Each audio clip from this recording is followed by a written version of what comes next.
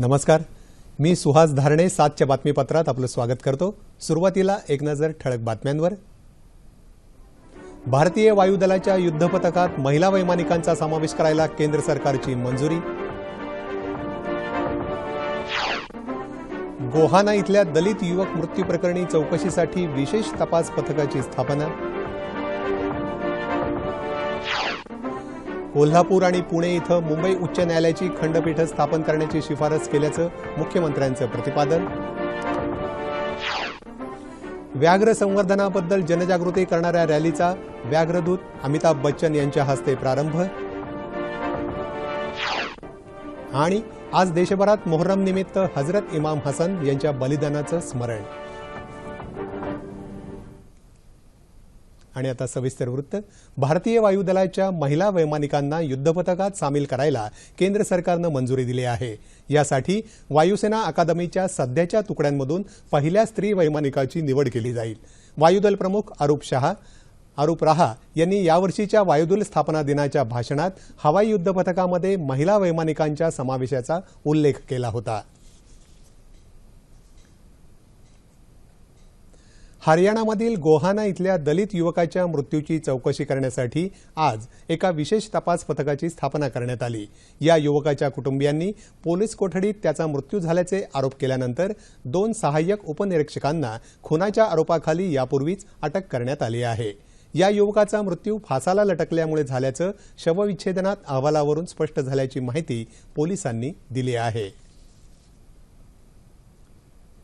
जम्मू काश्मीरच्या सांबा जिल्ह्यातल्या 9 सीमा चौक्यांवर पाकिस्ताननं आज सलग दुसऱ्या दिवशी युद्धविरामाचं उल्लंघन करत जोरदार गोळीबार आणि बॉम्ब हल्ला केला। भारताच्या सीमा सुरक्षा बलानं या हल्ल्याला ताबडतोब चोख प्रत्युत्तर दिलं। काल रात्री 10:30 पासून अंदाजे 4 तास चाललेल्या या धुमश्चक्रीत सीमा सुरक्षा दलाची कोणतीही जीवितहानी झाली नसल्याचं दलाच्या अधिकाऱ्यांनी सांगितलं। मात्र यामध्ये एक ग्रामस्थ ठार तर 2 जखमी झाल्याची माहिती पोलिसांनी दिली। तसंच या हल्ल्यात काही वाहनांचंही नुकसान झालं आहे।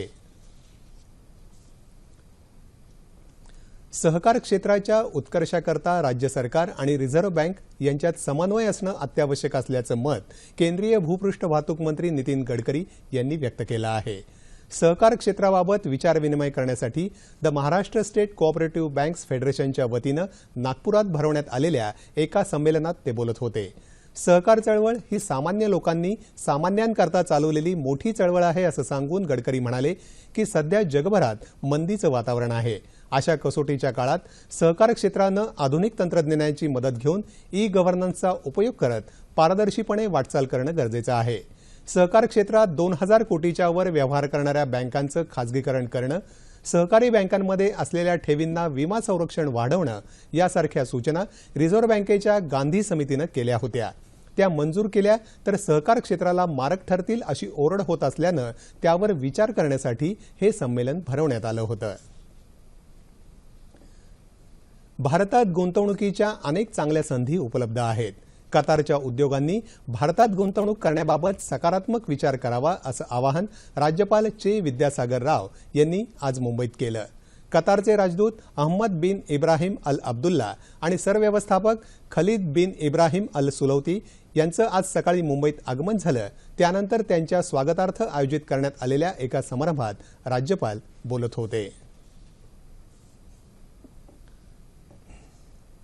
मुंबई उच्च न्यायालयाचं खंडपीठ पुणे आणि कोल्हापूर इथं स्थापन होण्याची वकील वर्गाची मागणी रास्त असल्यानं याबाबत उच्च न्यायालयाकडे शिफारस करण्यात आल्याची माहिती मुख्यमंत्री देवेंद्र फडणवीस यांनी आज दिली। Bar council of Maharashtra and Goa यांच्या 9व्या राज्य वकील परिषदेचं उद्घाटन आज मुंबईत मुख्यमंत्र्यांच्या हस्ते झालं, त्यावेळी ते बोलत होते। मुंबई उच्च न्यायालयातल्या प्रलंबित प्रकरणांपैकी 25% प्रकरणं पश्चिम महाराष्ट्राच्या 5 जिल्ह्यातली असून त्यापैकी निम्मी प्रकरणं पुणे जिल्ह्यातली आहेत। त्यामुळे कोल्हापूरबरोबरच पुणे खंडपीठाची मागणीही लक्षात घेतल्याचं मुख्यमंत्र्यांनी यावेळी सांगितलं। वाघांच्या संवर्धनाबद्दल जनजागृती करण्यासाठी वन विभागाच्या वतीनं आयोजित महाराष्ट्र व्याघ्र संवर्धन संदेश रॅलीचा राज्याचे व्याघ्रदूत अमिताभ बच्चन आणि वनमंत्री सुधीर मुनगंटीवार यांच्या हस्ते आज मुंबईत प्रारंभ झाला। या रॅलीत अलायन्स रायडिंग नाईट्स या संस्थेच्या माध्यमातून मुंबई ठाण्याहून 20 मोटारसायकल स्वार सहभागी झाले आहेत। ही रॅली मेळघाट, पेंच, नवेगाव, नागझिरा आणि ताडोबा अंधारी व्याघ्र प्रकल्पांना भेट देणार आहे. अन्न साखळीतलं वाघाचं महत्त्व या रॅलीच्या माध्यमातून लोकांपर्यंत प्राधान्यानं पोहोचवलं जाणार आहे. या उपक्रमात मोठ्या संख्येनं व्याघ्रप्रेमी सहभागी झाले आहेत. केंद्र सरकारच्या वतीनं राबवण्यात येत असलेल्या स्मार्ट सिटी योजनेसाठी शहरं निवडण्यात पक्षपातीपणा झाला असल्याचा आरोप माजी मुख्यमंत्री पृथ्वीराज चव्हाण यांनी केला. कोल्हापूर महानगरपालिकेच्या निवडणुकीच्या प्रचारात आयोजित जाहीर सभेत ते काल बोलत होते. या योजनेच्या माध्यमातून महानगरपालिकांमध्ये खासगीकरण करण्याचा प्रयत्न असून विरोधी पक्षांची सत्ता असणाऱ्या कोलकाता, बंगळुरू आणि सिमला या शहरांचा या योजनेत समावेश का करण्यात आला नाही असा सवालही त्यांनी यावेळी उपस्थित केला. आजच्या जागतिक पोलिओ दिनानिमित्त रोटरी संघटनेतर्फे कोल्हापुरात भव्य रॅली काढण्यात आली होती. रोटरी संघटनेचे अध्यक्ष महेश खांडके यांनी या रॅलीचं उद्घाटन केलं.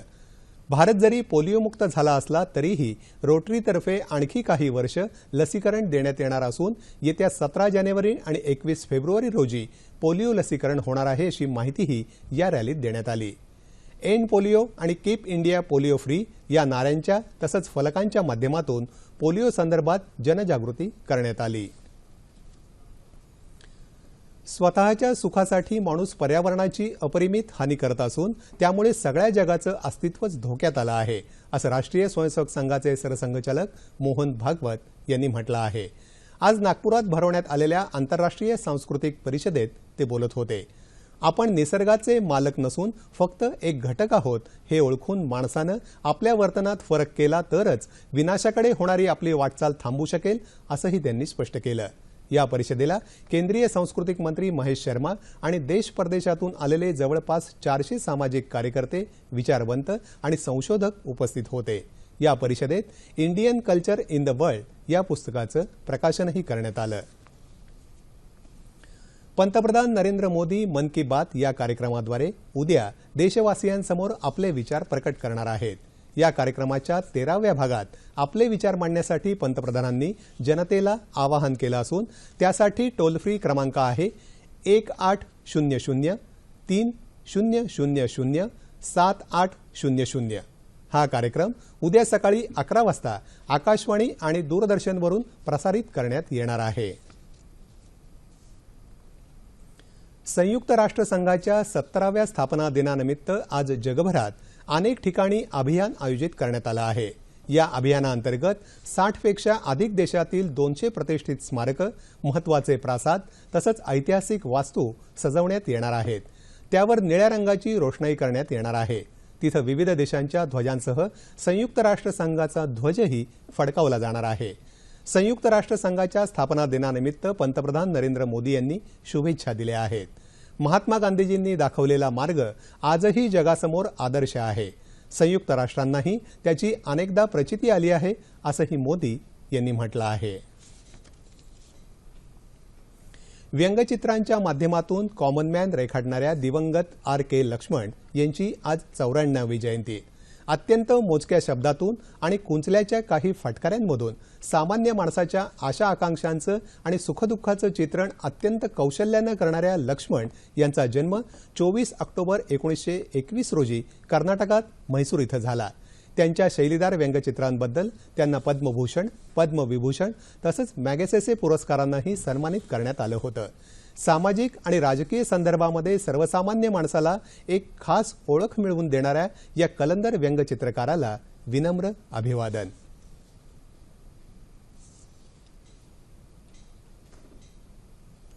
आज मोहर्रम, हजरत इमाम हसन यांच्या बलिदानाचं स्मरण करण्याचा आजचा हा दिवस. 1400 वर्षांपूर्वी इस्लामचे प्रेषित मोहम्मद पैगंबर यांचे शिष्य हजरत इमाम हसन आणि त्यांच्या सहकाऱ्यांनी सत्य आणि धर्माच्या मार्गावर चालताना आपले प्राण वेचले होते. ही घटना मोहर्रम महिन्याच्या 9व्या आणि 10व्या दिवशी घडली. त्यामुळे या दिवशी इस्लाम धर्मीय ताजिया जुलूस काढून हजरत इमाम हसन आणि त्यांच्या सहकाऱ्यांनी केलेल्या त्यागाचं स्मरण करतात. अहमदनगरमध्ये मोहरम निमित्त मोठ्या संख्येनं मुस्लिम बांधवांनी ताबूतची मिरवणूक काढली आणि शहीदांचं स्मरण केलं. औरंगाबादमध्येही मातमी म्हणजेच दुखवटा पाळून शहरातल्या विविध भागांमधून मिरवणूक काढण्यात आली. चंद्रपूरमधल्या जिल्हा कारागृहात हजरत मखदूम शहाबुद्दीन शाह उर्फ गैबी शाह वली यांच्या दर्ग्यात मोहरम निमित्त मोठ्या संख्येनं भाविकांनी आज दर्शन घेतलं। जळगाव जिल्ह्यातल्या लोणपिरा या गावात एकही मुस्लिम कुटुंबीय नसतानाही इथल्या हिंदू नागरिकांनी मोहरम निमित्त ताजियाची मिरवणूक काढली होती। कोल्हापुरात पीरपंजा तसंच ताबूतची ढोल ताशांच्या निनादात मिरवणूक काढण्यात आली। यामध्ये मुस्लिम तसंच हिंदू बांधवही सहभागी झाले होते। नागपुरात नवजवानने हुसैनी ताजीमच्या वतीनं मोमिनपुरा इथल्या हैदरी मस्जिद येथून मातमी जुलूस काढण्यात आला। तसंच शहराच्या विविध भागांमधून मिरवणुकाही काढण्यात आल्या। सोलापूरमध्ये तालावार पंजाची भेट हा सोहळा हजारो मुस्लिम बांधवांच्या उपस्थितीत पार पडला। या निमित्तानं पहाटे मानकरी मंगलगिरी यांच्या निवासस्थानापासून दरवेश पंजाची मशाल मिरवणूक काढण्यात आली होती।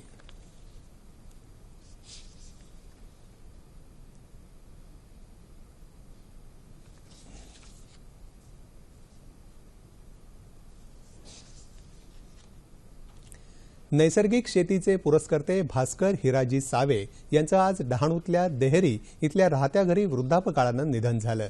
ते 94 वर्षांचे होते। गेल्या 50 वर्षांपासून नैसर्गिक शेतीला वाहून घेतलेल्या सावे यांनी शेतीत नवनवीन प्रयोग करून कृषी क्षेत्राला नवी दिशा दिली।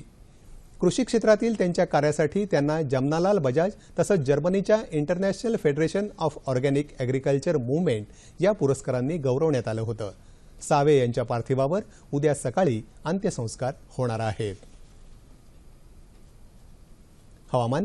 येत्या 36 तासात कोकण, मध्य महाराष्ट्र आणि मराठवाड्यात तुरळक ठिकाणी मेघगर्जनेसह पाऊस पडेल, तर याच काळात उर्वरित राज्यात हवामान कोरडं राहील अशी शक्यता हवामानशास्त्र विभागानं वर्तवली आहे। तापमान अंश सेल्सिअसमध्ये मुंबई कमाल 37, किमान 25, नागपूर 34 आणि 22, पुणे 34 आणि 21, औरंगाबाद 35 आणि 22, नाशिक 34 आणि 21, कोल्हापूर 33 आणि 22, रत्नागिरी 36 आणि 25, सोलापूर 37 आणि 23 आणि अमरावती कमाल 33 आणि किमान 22 अंश सेल्सिअस। ठळक बातम्या पुन्हा एकदा। भारतीय वायुदलाच्या युद्धपथकात महिला वैमानिकांचा समावेश करायला केंद्र सरकारची मंजुरी। गोहाना इथल्या दलित युवक मृत्यू प्रकरणी चौकशीसाठी विशेष तपास पथकाची स्थापना। कोल्हापूर आणि पुणे इथं मुंबई उच्च न्यायालयाची खंडपीठ स्थापन करण्याची शिफारस केल्याचं मुख्यमंत्र्यांचं प्रतिपादन।